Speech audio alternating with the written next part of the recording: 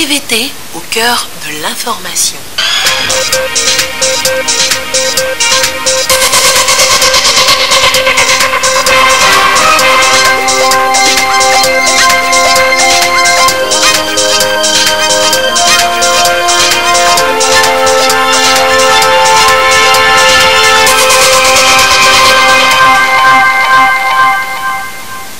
Bonsoir à tous, il est 20h. Dans l'actualité ce lundi, la zone de libre-échange continentale africaine.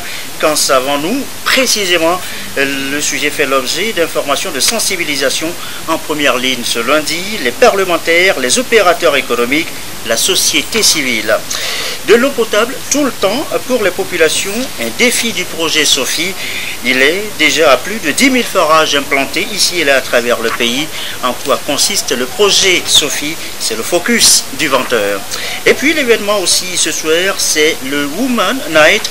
Je vous y amène ce soir en fin de journal. La grande soirée, la 3e édition cette année, à célébrer la bravoure de la femme. Voilà, madame, messieurs, le sommaire. Bienvenue, voici le 20h. Demandez et l'on vous donnera. Le président Fornia Singbe à Abu Dhabi pour mobiliser les investisseurs. Le voyage au lendemain du lancement, il y a tout juste une semaine, du PND, le plan national de développement.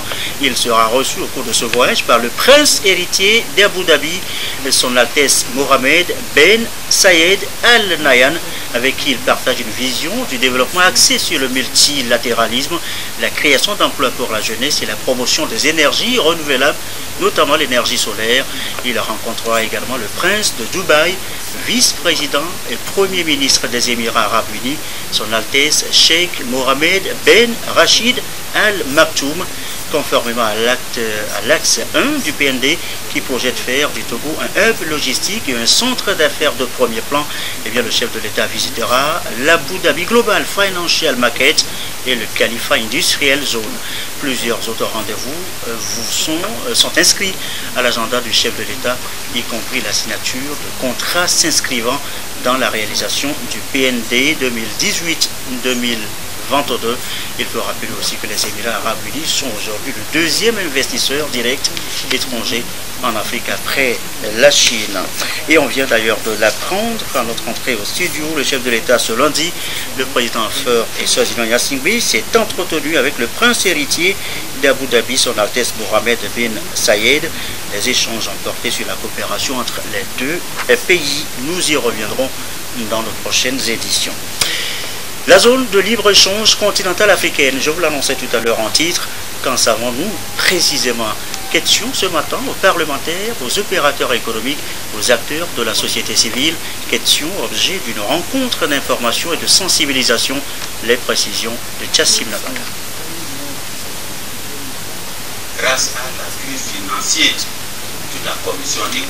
Les enjeux de l'accord sur la zone de libre-échange continentale africaine constituent la trame de cette rencontre d'information et de sensibilisation. Les acteurs clés de sa mise en œuvre, parlementaires, secteur privé, société civile et journalistes, vont pendant 2 jours se familiariser avec le contenu de cet accord qui ambitionne de créer un marché unique à l'échelle continentale. Les avantages, les contraintes et l'impact de cet instrument d'intégration économique sur l'économie nationale figurent en bonne place lors des échanges. L'accord sur la zone de libre-échange continentale va, dès son entrée en vigueur, faire démarrer le démantèlement, la libéralisation du commerce entre les pays africains. Et cette libéralisation va se traduire par un démantèlement des droits de douane sur les produits originaires des pays africains. Alors, ça veut dire que les produits qui vont circuler ne vont plus subir les droits de douane. Alors, cette libéralisation fera que nos unités de transformation auront accès à une variété d'intrants et de produits intermédiaires qui vont pouvoir leur permettre de produire davantage et de faire des économies d'échelle. Nos consommateurs aussi ne sont pas du reste. Eux aussi, ils auront un certain nombre d'avantages. Ils vont pouvoir avoir accès à une très grande variété de produits venant d'autres États et à un coût très réduit.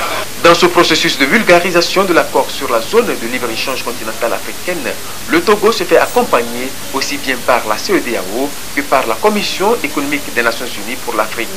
Les deux organisations tablent sur une transformation structurelle de l'économie africaine.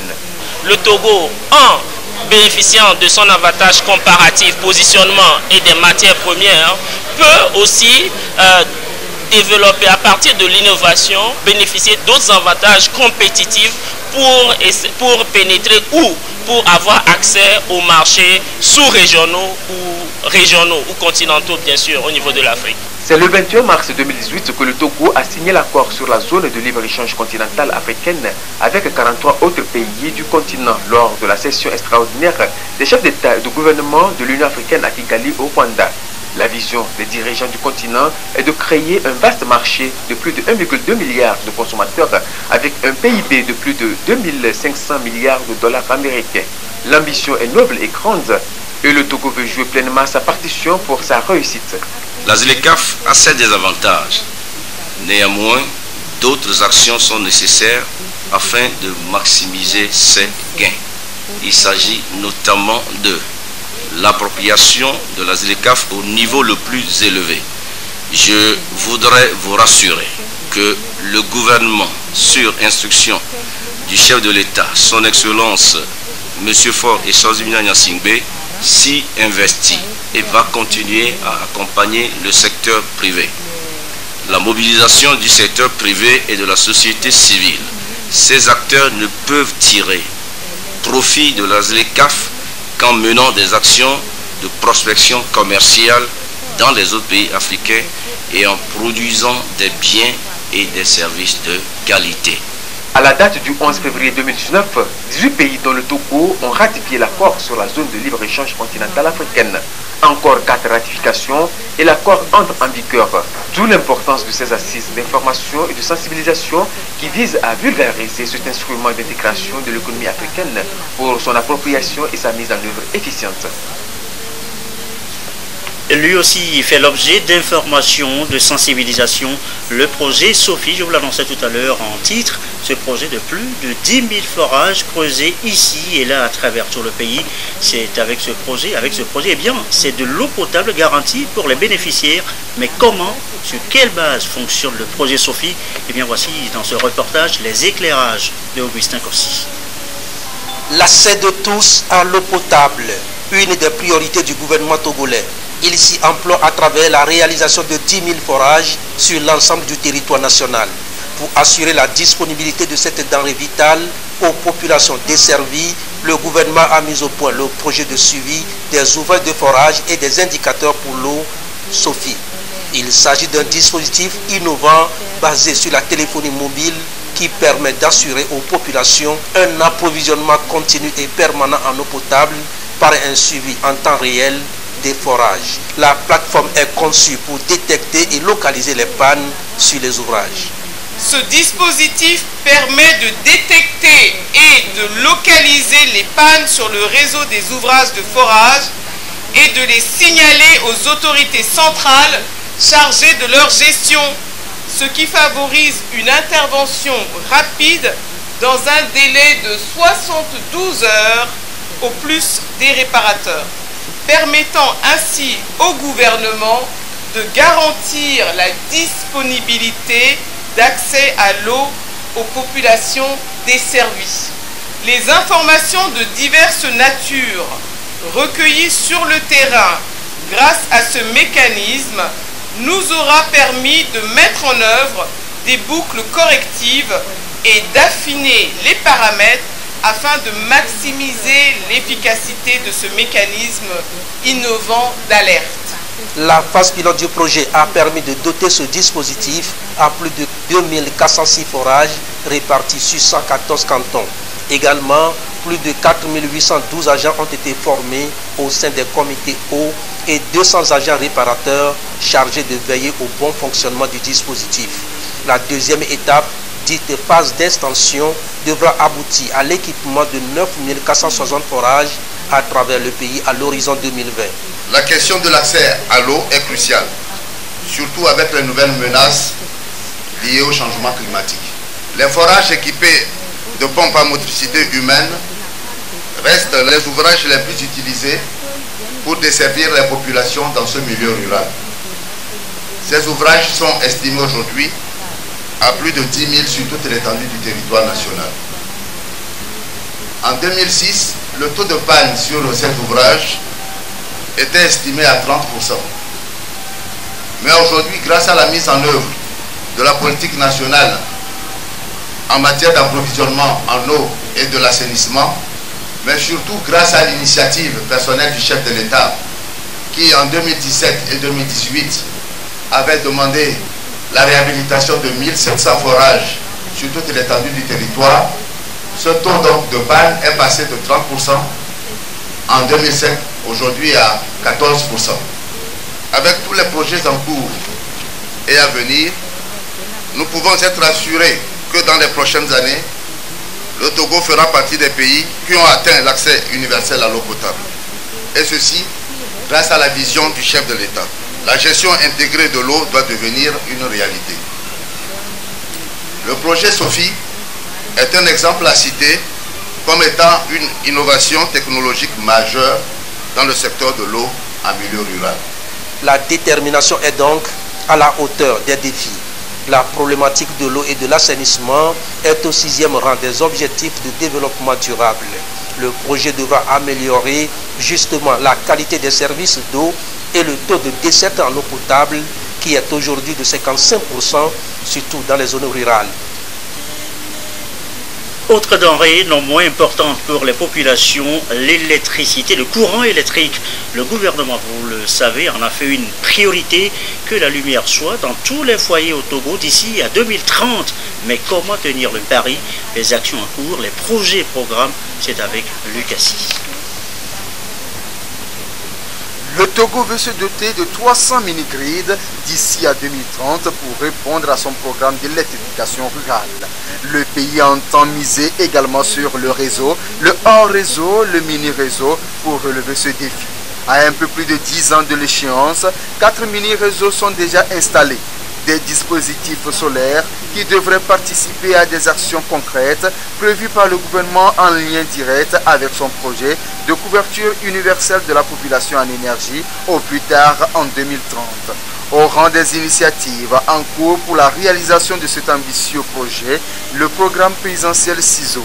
Il a permis déjà à plus de 10 000 ménages d'avoir accès à l'énergie grâce à des kits solaires individuels. Dans la même optique, 4 centrales solaires de 30 MW chacune sont prévues d'ici à 2025. Le gouvernement entend également ériger 3 nouveaux barrages hydroélectriques à Sarakawa, dans la Kéran et sur un dernier site à définir. Des travaux de réhabilitation du barrage de Nagbeto, prévus jusqu'en 2022, visent à prolonger de 30 ans la durée de vie de cette centrale installée par la communauté électrique du Bénin pour alimenter le Togo et le Bénin. Tous ces programmes et projets déjà amorcés traduisent la détermination du gouvernement à garantir de l'énergie électrique à toutes les populations togolaises dans un laps de temps. Je vous parlais tantôt de l'eau potable, de l'électricité pour tous, pour les populations à l'instant, pour les foyers, denrées vitales pour tous, au même degré que l'environnement, l'assainissement. C'est aussi une préoccupation dans les milieux scolaires à Saint-Cassé au Nord-Togo. L'ONG Aide Action et Rotary Club d'Apaon vient de lancer le projet AC3ED pour un changement. D'Apaon, la correspondance de Désiré Alori. Avec le projet Action commune à l'éducation environnement pour que demain AC3ED, l'ONG Aide Action en concertation avec Rotary Club d'Apaon rentre davantage dans la danse pour tenter d'apporter des éléments de réponse aux problématiques d'accès à l'eau potable en milieu scolaire et familial, aux infrastructures et à l'éducation aux pratiques d'hygiène, assainissement, l'éducation de la jeune fille, l'environnement et autres. Une rencontre à Dapaon pour partager les informations relatives au projet et le cadre opérationnel afin de mobiliser les acteurs autour du projet piloté à Saint-Cassé et appelé à s'étendre à Tone, à Kindial et à Tanjoa. Le projet voudrait en quelque sorte contribuer à l'amélioration du cadre de vie des populations de ces écoles et ces communautés cibles à travers l'amélioration de l'accès aux services d'eau, d'hygiène et d'assainissement, des écoles, des écoliers surtout, et des communautés qui sont autour de ces écoles.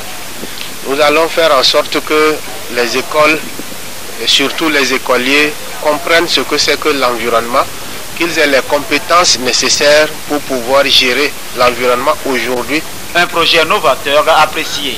Ce projet, c'est que vient un peu nommé pour quand même donner à nos enfants les outils nécessaires pour la bonne gestion de l'eau et de l'environnement, denrées rares aujourd'hui et source de conflits dans beaucoup de milieux.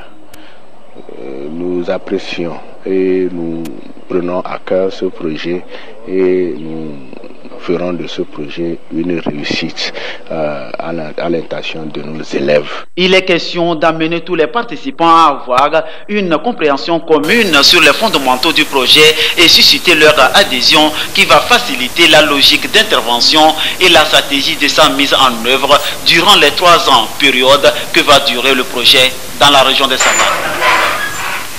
L'environnement encore, le changement climatique précisément. Voici cette méthode de lutte. Les fours et les foyers améliorés, la pratique à court dans les régions des Savanes centrales et Kara. Comment va se dérouler le programme d'action sur le terrain? Les précisions de Nestor Bouchou. Le projet d'appui à la lutte contre le changement climatique au Togo de la Commission de l'Union européenne comporte 6 volets. Le 5e volet, qui est la contribution à la lutte contre les changements climatiques par la promotion et diffusion des fours et foyers améliorés dans les régions centrales, Kara et Savane, a été confié à un consortium de 6 ONG, à savoir Action réelle sur l'enfant et la femme, AREF, Sougman, Action Jeune Togo agité, Programme d'aide pour le développement économique et social, PADES, Jeunes volontaires pour la promotion du monde rural, JVPMR, et Agence d'appui aux initiatives de base, Agaïb Central. Les responsables de ces ONG sont à Kara avec les autres acteurs de mise en œuvre pour se pencher sur l'élaboration et la validation du plan opérationnel de la première année. Il est important qu'on puisse réactualiser le cadre logique, les activités qui sont prévues pour atteindre les résultats et les objectifs. Donc pendant cet atelier, nous allons revoir les activités prévues au cadre logique pour avoir une planification annuelle que nous allons décliner en une planification semestrielle, trimestrielle, ce qui permettra aux animateurs de faire une planification hebdomadaire pour un suivi efficace et transparent dans la mise en œuvre des activités. Le projet Contribution à la lutte contre le changement climatique par la promotion et diffusion des fours et foyers améliorés a été conçu pour réduire la vulnérabilité climatique des régions Savane, Kara et Centrale par le renforcement de l'efficacité énergétique par rapport à la consommation du bois d'énergie. Il est envisagé la fabrication de 40 000 foyers améliorés à bois et 20 000 foyers améliorés à charbon et la mise en terre de 180 000 plants. Autre sujet évoqué ce soir, l'agriculture, la production du coton et ce constat, le rendement à l'hectare reste toujours à la baisse malgré les efforts. Pourquoi donc? Eh bien, c'est ce que cherchent à comprendre justement les acteurs de la filière coton réunis à Kpalibé. Nous reviendrons sur le sujet dans nos prochaines éditions. Pendant ce temps, céréales et oléagineux ne sont pas mieux lotis, surtout avec en face l'aflatoxine. L'aflatoxine, eh bien, c'est une maladie qui attaque ces plantes. Comment la gérer? C'est l'objet justement de la rencontre des acteurs clés à Kara et c'est Nestor Mozo qui nous raconte ça. L'aflatoxine constitue une menace dans la sous-région ouest-africaine pour les cultures céréalières et oléagineuses, notamment le maïs, le sorgho et l'arachide. Cette maladie végétale est causée par un champignon et est responsable de certains cancers primitifs du foie chez l'homme. La coordination togolaise des organisations paysannes et des producteurs agricoles a décidé de lutter contre cette maladie. La CETOP a réuni pour cela à Kara les responsables des fêtières au niveau du Togo et du Bénin pour leur donner des informations sur la maladie. Nous prenons soin d'avoir des produits de qualité parce que l'objectif final c'est de nourrir la population. On aura renforcé leur capacité sur la gestion de l'aflatoxine. C'est une maladie qu'on retrouve souvent dans les céréales. Ça agit sur l'organisme, ça porte atteinte sur l'organisme. Donc ça veut dire que mieux que ceux qui assurent la sécurité déclassent le produit parce que ce n'est plus à consommer. Donc quand vous avez de tels produits ou bien de telles maladies dans vos stocks, c'est qu'on doit déclasser carrément le stock. Vous ne pouvez plus vendre le stock. Par exemple, des appels à proposition, vous pouvez vendre le produit. Quand on fait les analyses et qu'on trouve qu'il y a l'aflatoxine, c'est que vous ne pouvez plus vendre le produit. Donc c'est pourquoi nous voulons renforcer la capacité de tous les producteurs céréaliers pour qu'ils puissent maintenant avoir des connaissances. La CETOP est soutenue dans son initiative par l'agence Oxfam d'Espagne. Au-delà de la gestion de l'aflatoxine, les participants seront amenés aussi à maîtriser les procédures de participation aux appels à proposition des structures institutionnelles. Une autre session de formation plus élargie aux producteurs sera organisée à Tapamé dans les prochains jours. À l'issue de ces deux rencontres, les recommandations retenues feront l'objet d'une rencontre nationale de restitution. Ce sont elles aussi des maladies dangereuses. Elles s'attaquent à vous, nos sœurs, nos mères, nos épouses. Les cancers du sang, du col de l'utérus, une vraie préoccupation pour les sages-femmes en fin de formation justement sur ces cas. Quoi sigler, Sandra Ziagé. Les femmes du secteur de la santé en majorité, les sages-femmes, ont tous ensemble commémoré cette journée dédiée aux droits de la femme. Une journée pour rendre un hommage mérité à cette couche sociale. L'association Naissance et Enfance du Monde ANEM Togo a saisi l'opportunité pour sensibiliser les femmes sur le cancer du sein et celui du col de l'utérus. Des pathologies aujourd'hui récurrentes chez la gente féminine. Nous avons insisté sur le dépistage. Le dépistage du cancer du sein, ça se fait par quoi? Par 3 méthodes principalement. L'auto-examen des seins, la mammographie. Et puis l'examen du sein par un personnel médical.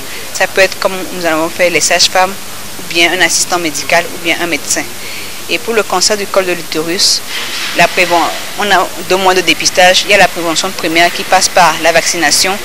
Nous avons la prévention secondaire qui passe par le frottis cervico-vaginal, qu'on peut faire chez les femmes qui ont déjà commencé par avoir une activité sexuelle. Une telle communication a 2 intérêts chez les sages-femmes elles-mêmes, parce que souvent le personnel de santé parle beaucoup des moyens de prévention, de dépistage, mais ne se fait pas dépister elles-mêmes. Puis le leur rappeler pour les patientes qu'elles auront à examiner. Un thème évocateur qui vise à prévenir le personnel et les femmes en général de ces maladies.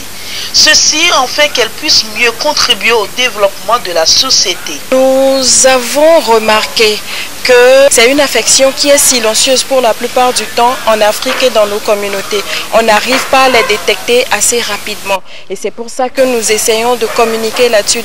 Cette rencontre organisée par l'ANEM Togo marque l'aboutissement d'une session de renforcement de capacité des femmes du secteur de la santé pour plus de professionnalisme.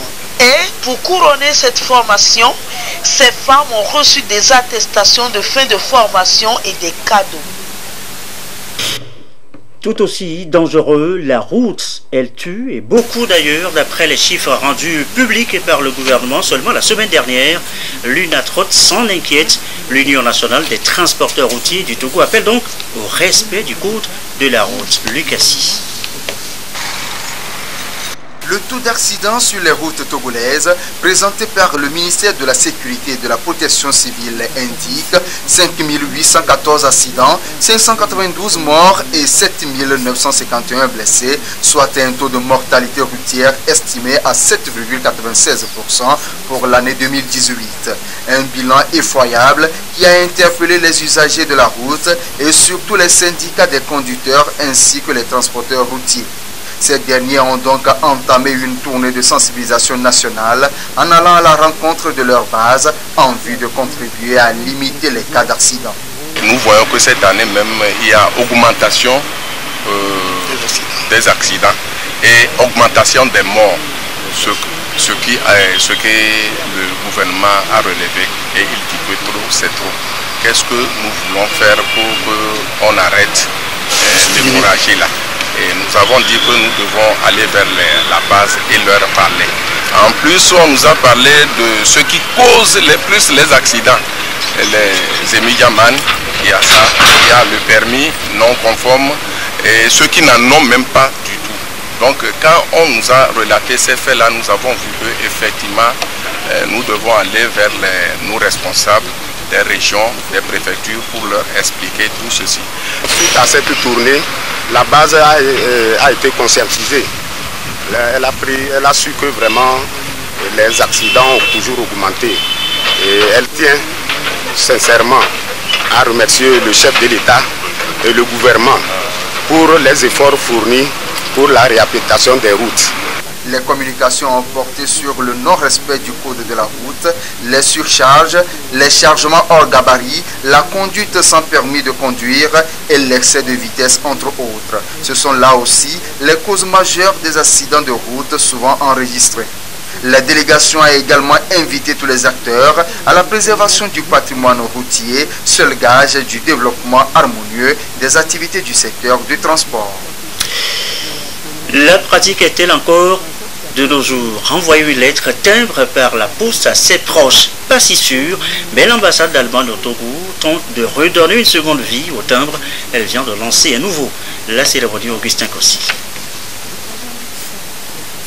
Affranchir une lettre, un courrier ou envoyer une carte postale. Des attitudes qui semblent ne plus être de mise face aux technologies de la communication et de l'information. Le timbre poste tend tout simplement à être oublié. À travers cette fresque en mosaïque, la Société des postes du Togo et l'ambassade d'Allemagne au Togo redonnent vie à cet outil de communication, le timbre, l'aigle et les lions. C'est un projet conçu et réalisé avec professionnalisme par un collectif d'artistes togolais. L'aigle et les deux lions, tout simplement parce que c'est des emblèmes de nos deux pays. Et pour nous, c'est effectivement comme ça que nous pensons la coopération. Le dessin était fait pour qu'il n'y ait pas un espace pour l'aigle à part et les deux lions de côté. Pour moi, il a toujours été question en art de se dire où je commence et où finit l'autre. Cela veut dire que l'autre est en moi et vice-versa. Et ce qui est assez remarquable, c'est la qualité de l'œuvre, c'est le timbre. Et les gens pensaient que les SMS et les emails viendront remplacer le courrier. Les lettres portent d'autres messages plus affectifs. Et en envoyant une carte ou une lettre écrite à la main, cette lettre est porteuse de beaucoup d'éléments, de complicité qui est entre celui qui envoie et celui qui reçoit. L'émission de ce timbre a été rendue possible grâce à la coopération entre la Poste du Togo et la Fondation des caisses d'épargne allemandes. C'est un pan du fruit de la relation culturelle qui existait entre le Togo et l'Allemagne. C'est une belle idée de prendre la Poste, de coopérer avec la Poste et les artistes. Les timbres Poste vont porter les efforts des artistes togolais partout au monde. Et on m'a dit que vous avez choisi un timbre de 600 francs CFA parce que c'est ainsi qu'on peut envoyer une carte postale en Allemagne. 40 000 timbres postes ont été imprimés pour une période d'essai d'1 an. Au-delà de sa fonction d'affranchissement du courrier selon le ministre de la Culture, du Tourisme et des Loisirs, Kossi Egbetonyon, le timbre l'aigle et les lions invite à voyager plus loin en écrivant une lettre à un ami ou en envoyant une carte postale qui reste toujours un message personnel et très apprécié. Le reste de l'actualité est ce gala de football. 8 équipes féminines se sont affrontées. L'initiative, vous allez le voir, célèbre la journée du 8 mars. Marie-Reine Abeta et Kwesala. Des jeunes filles autour du ballon rond pour marquer la célébration de la journée internationale des droits de la femme. Et le coup d'envoi de ce gala de football est donné ici par le secrétaire d'État auprès de la présidence de la République chargé de l'inclusion financière, Mazamesso Assi. 6 équipes féminines venues des 4 coins de la préfecture du Golfe se sont livrées à ce jeu. La finale a opposé les Fémis en rouge aux Fémons en jaune. Les épreuves de tir au but ont permis de départager les 2 équipes finalistes sur un score de 4 tirs contre 2 en faveur des Fémis. Chacune des équipes est repartie avec une enveloppe financière, un jet de maillot et des médailles. C'est une grande joie pour moi de participer à ce gala. Je suis très émue et je félicite les filles qui ont joué et tous ceux qui sont venus, je les remercie. L'un des temps forts de ce gala de football, c'est le match de l'équipe de Madame Mazamesso Assi en blanc contre l'équipe des Dynamos, soldé par un score de 2 buts contre 0 en faveur des Blancs. Cette initiative à l'actif du mouvement des jeunes pour unir MJU entend sensibiliser les jeunes filles togolaises sur leur engagement dans la gouvernance locale.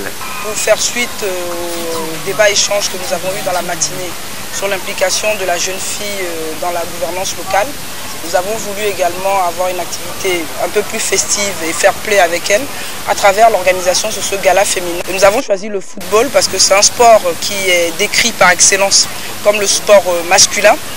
Mais contrairement à ce qu'on pense, on a beaucoup d'équipes féminines qui sont aussi très valables et qui sont de qualité, des jeunes filles, très jeunes filles. Donc on a rencontré tout à l'heure lors des présentations des équipes qui ont entre 15 et 16 ans, qui sont des jeunes joueuses talentueuses et que nous devons nous efforcer d'encourager dans la pratique de ce sport pour pouvoir justement leur permettre aussi de pleinement se développer. Le développement, ce n'est pas que économique et social, mais le développement sportif également fait partie des prérogatives que nous avons au sein du parti pour l'épanouissement des jeunes filles. La gouvernance locale rime avec le civisme et la citoyenneté.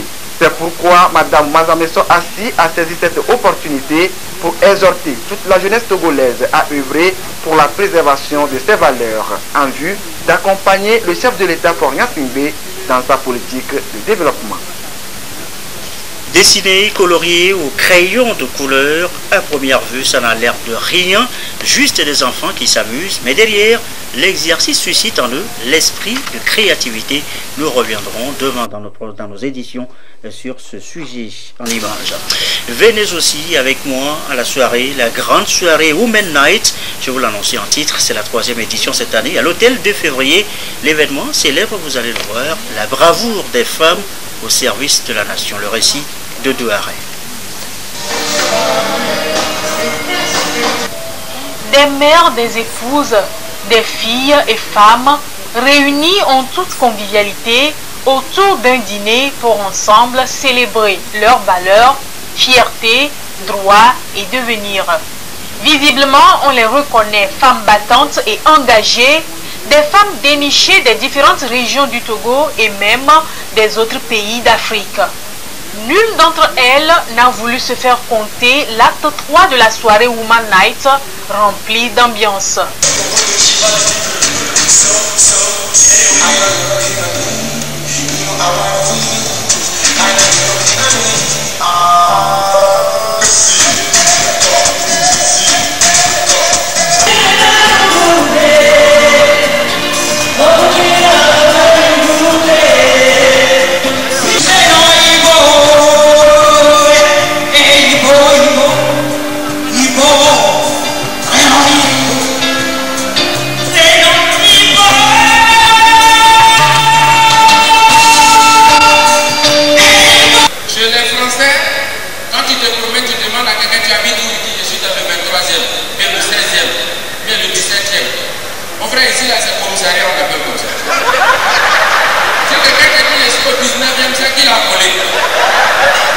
Ce sont environ 500 femmes qui ont participé à cette soirée de gala. Des femmes illustres, des modèles de réussite qui inspirent la gente féminine et qui œuvrent pour une société égalitaire sans violence ni discrimination à l'égard du genre ont été distinguées.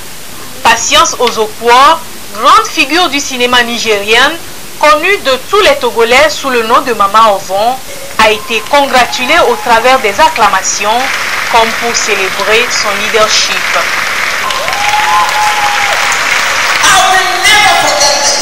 I'm a proud African woman and I believe that je suis une femme africaine, fière de moi-même, et je crois que les femmes africaines sont fortes parce qu'elles peuvent et arrivent à traverser toutes les difficultés qui se dressent contre elles. Sortez les femmes, faites briller votre devenir, prouvez vos capacités et donnez le meilleur de vous-même.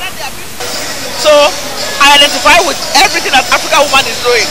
Nous luttons contre les violences faites aux femmes, spécialement les rites de veuvage dans les localités. Ces rites qui sont des formes de violence faites sur la femme et qui peuvent entraîner la contamination au VIH. Dans d'autres localités, nous luttons également contre les enlèvements des filles et l'infanticide dans les zones où ça se pratique, ça demeure encore. Quand tu fais quelque chose et qu'on te dit c'est bien, ça donne le courage de continuer encore. Pour Marie-Joëlle Trenou, directrice de Éclat d'étoiles, agence promotrice de l'événement, il s'agit de mettre en lumière les actions de ces femmes qui, dans l'anonymat, jouent un rôle important dans le développement du Togo et de l'Afrique tout entière. Le ministre en charge de la promotion de la femme félicite les organisateurs et réitère l'engagement du gouvernement à accompagner ce genre d'initiative. Les actions entreprises par la directrice générale de Éclat d'étoiles sont des objectifs nobles parce qu'ils concourent non seulement à l'autonomisation des femmes et l'égalité des genres, mais également à l'autonomisation des personnes en situation de vulnérabilité. Je la soutiendrai et ensemble nous allons travailler parce que nous visons pratiquement les mêmes objectifs, nous menons les mêmes actions et c'est dans la synergie que nous pourrons faire mieux.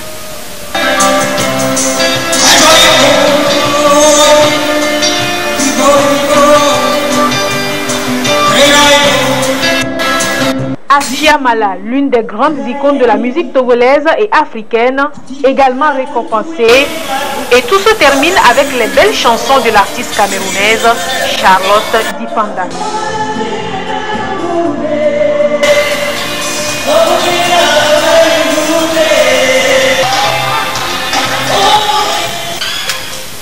Voilà, grande soirée, je vous annonçais, grande soirée avec de grandes dames. Ce communiqué avant de refermer cette édition, le ministre de la fonction publique, du travail et de la réforme administrative, et de la protection sociale porte à la connaissance du public qu'il est ouvert à l'intention des Togolais des deux sexes un concours de recrutement de fonctionnaires pour le compte du ministère de l'Agriculture, de la Production animale et halieutique. Les dossiers de candidature sont déposés à Lomé, au cabinet du ministre, et à Kara, à la direction régionale du travail et des lois sociales de Kara, à partir du 18 mars 2019. La date limite de dépôt des dossiers de candidature est fixée au 17 avril 2019 à 17h. La date de l'écrit est prévue pour le 3 mai 2019. Les autres modalités du concours peuvent être consultées dans le quotidien national Togo Presse ou au lieu de dépôt des dossiers ci-dessus indiqués.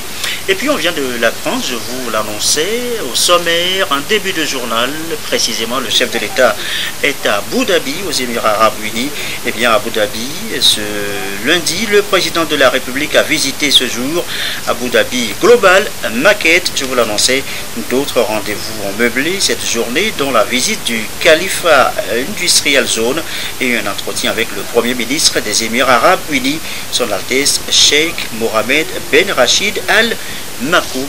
Nous reviendrons sur ce sujet, ce voyage du chef de l'État, au retour de notre équipe en images. Donc, et ceci referme ce journal. Merci à vous qui nous suivez ce soir à Berlin, en Allemagne, et comme d'habitude, toujours fidèlement. Une belle soirée.